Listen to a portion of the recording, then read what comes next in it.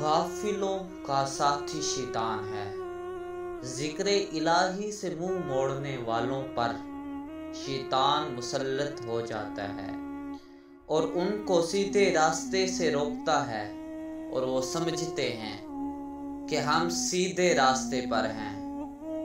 جب ہمارے ہاں پیش ہوں گے تو یہ لوگ قیامت کے دن شیطان سے دور بھاگنے کی تمنا کریں گے، مگر ان کو اس کے ساتھ ہی جہنم میں رہنا پڑے گا۔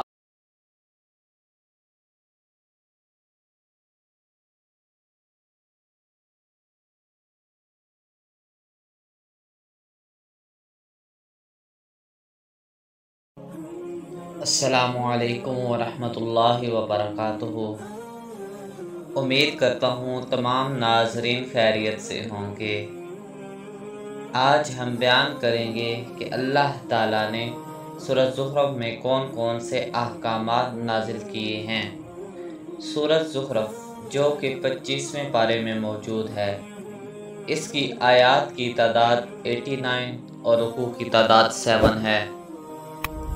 آیت نمبر 35 میں زخرف کا لفظ آیا ہے جو سونے اور زینت کے معنی میں آتا ہے، اس لیے اس سورت کا نام زخرف رکھا گیا ہے۔ اس سورت کا موضوع بھی دعوت الی القرآن ہے۔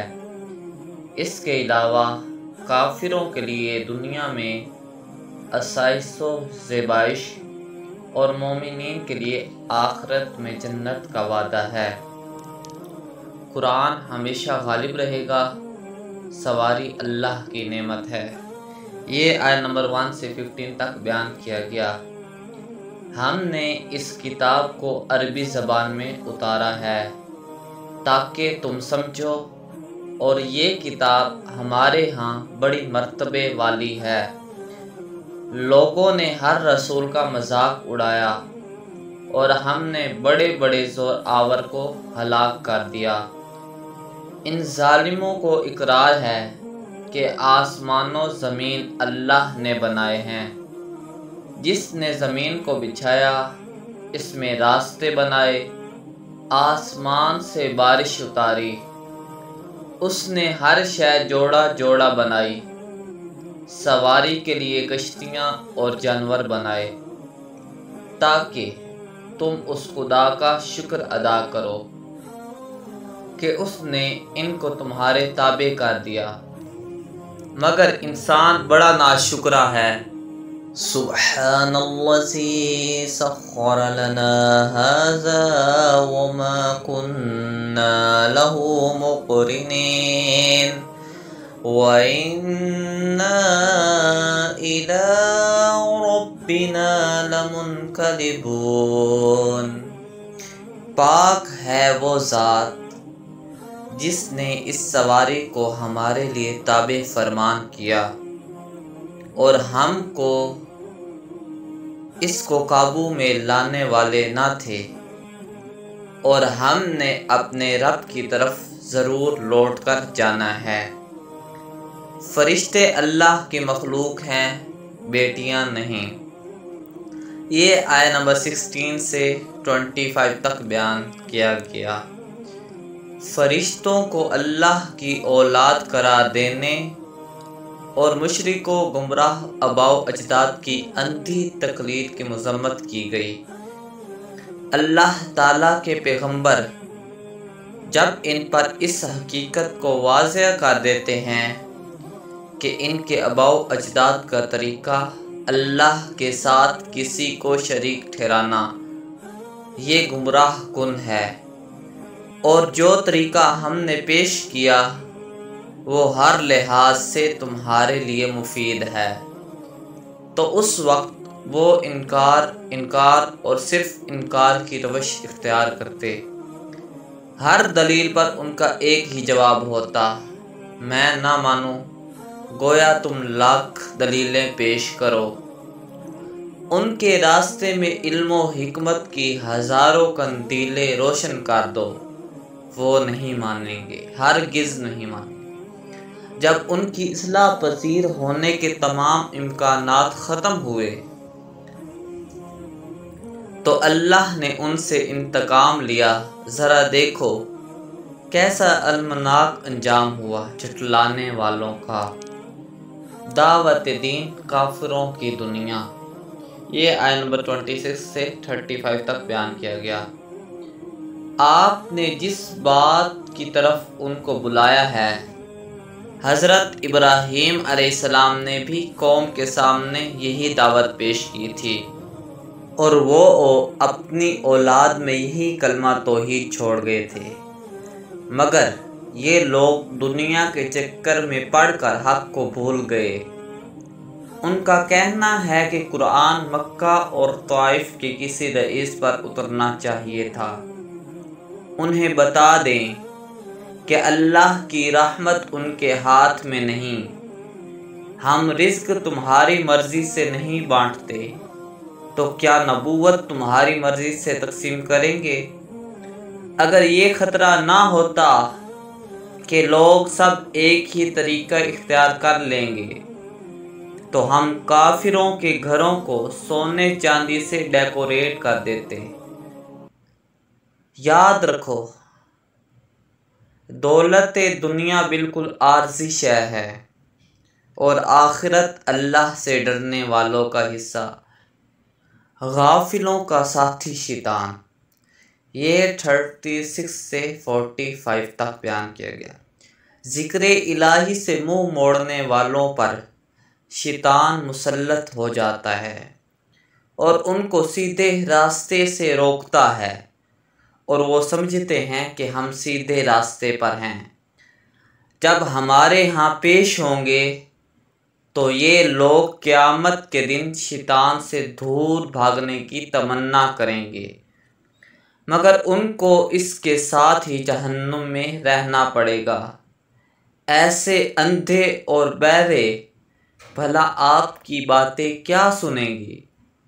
ہو سکتا ہے کہ آپ کی موجودگی میں یہ عذاب خداوندی کا شکار ہو جائیں، یا آپ کے بعد انہیں سزا دی جائے۔ آپ وحی کو مضبوط تھامے رکھیے، آپ یقیناً سیدھے راستے پر ہیں۔ حقیقت یہ ہے کہ یہ کتاب قرآن مجید آپ کے لیے اور آپ کی قوم کے لیے بہت بڑا شرف ہے۔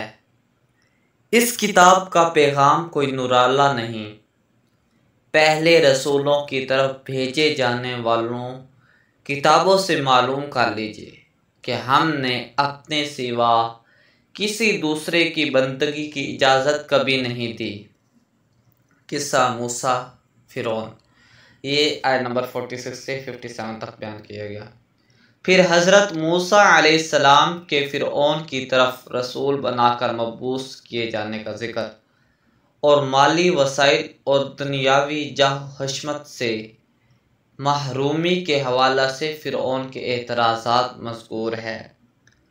جب فرعون نے اپنی قوم سے کہا کہ تم لوگ میرا اور موسیٰ کا تقابل کر کے دیکھو، میں مصر کا حکمران ہوں، حور و قصور کا مالک ہوں، باغات اور نہروں کا نظام میرے اختیار میں ہے، جبکہ موسیٰ علیہ السلام غریب وسائل سے تہ دامن اور بات کرنے کے سلیقہ سے بھی عاری ہیں۔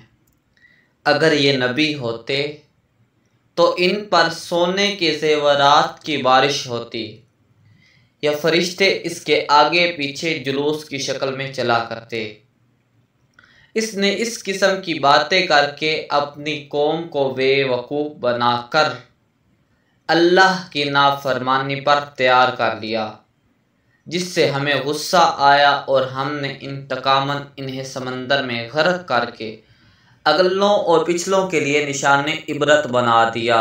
حضرت عیسیٰ علیہ السلام متقین کی دوستیاں برقرار، یہ آیت نمبر 57 سے 67 تک بیان کیا گیا۔ قرآن کریم میں حضرت عیسیٰ علیہ السلام کے ذکر پر انہیں اعتراض ہے کہ لوگ ان کی پرستش کرتے تھے۔ فرمایا، حضرت عیسیٰ تو ہمارے بندے تھے، ان پر ہم نے انعام فرمایا تھا، وہ قیامت کی نشانی تھے۔ ان کا پیغام یہی تھا کہ اللہ کی عبادت کرو اور میری اطاعت کرو۔ توحید الہی میں اختلاف کرنے والے ظالم عذاب الہی کے مستحق ہوں گے۔ قیامت کو سب دوستیاں دشمنیوں میں بدل جائیں گی۔ ہاں، پرہیزگاروں کی دوستی وہاں بھی قائم آئے گی۔ جنت کی نعمتیں نیکوکار کے لیے، یہ آیت نمبر 68 سے 89 تک بیان کیا گیا۔ اللہ کریم اپنے بندوں سے فرمائے گا کہ آج تمہارے لیے خوف اور غم کی کوئی بات نہیں، جنت تمہاری منتظر ہے، یہاں تمہاری ہر خواہش پوری ہوگی، یہاں آنکھوں کو لذت دینے والی چیزیں موجود ہوگی۔ مجرم دوزخ کی عذاب میں ہمیشہ رہیں گے، وہاں وہ دروغ دوزخ سے درخواست کریں گے کہ کیا ہی اچھا ہو کہ رب ہمیں موت دے دے۔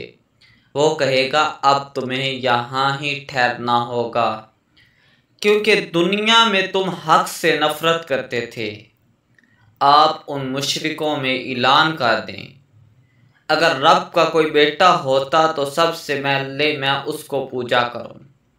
آسمان و زمین کا رب پاک ہے، ساری کائنات میں اس کی شاہی ہے، اس کے سامنے سفارش کرنے کی کسی کو مجال نہیں۔ اے نبی پاک صلی اللہ علیہ وسلم، آپ ان سے درگزر فرمائیے اور کہہ دیجئے ان قریب تم کو نتیجہ معلوم ہو جائے گا۔